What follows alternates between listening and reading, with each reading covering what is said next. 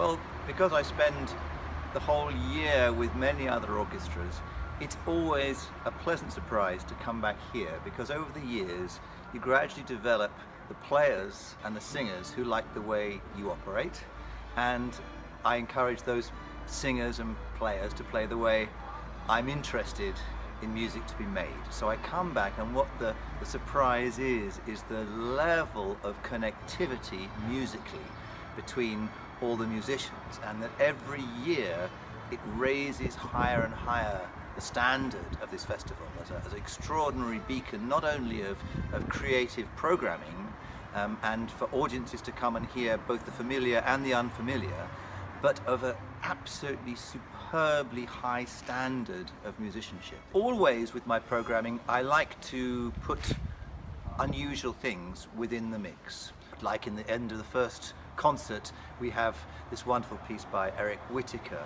Cloudburst, which is a very famous American piece of choral music, but many people here won't have heard it, and it's a very, very special piece, and it ends up with lots of clicking and slapping of thighs that makes the sound of the rain coming down. It's a very, very beautiful piece.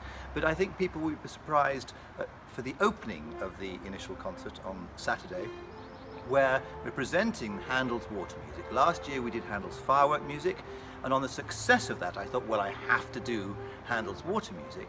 And then I thought, well, as a tribute to Carmel-by-the-sea, 100 years, I would put a collage on this wonderful screen we have behind the orchestra in the Sunset Center of up to 50, 60 images of iconic photographs and paintings from this region, and we put them together. They happen during the music, and they represent elements of the music, so you'll have a multi-sensory experience. So that's that. Then if I'm looking at something else that is special and unusual, I have to mention our opera on Tuesday, Idomeneo of Mozart.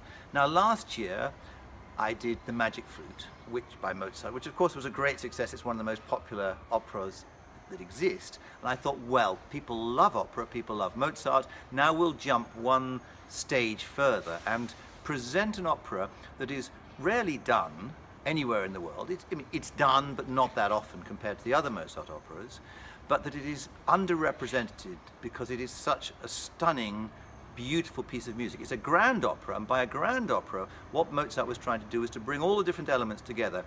Wonderful show-stopping solos, an orchestral texture that responds to every word in a very expressive way, and then, unusually, more chorus than in any other Mozart opera. And the chorus, they represent slaves, they represent wind-torn sailors, they represent priests, and they represent the population running from a sea monster or in jubilation. So you have the chorus, which is one of the strong points of our festival, all the way through it.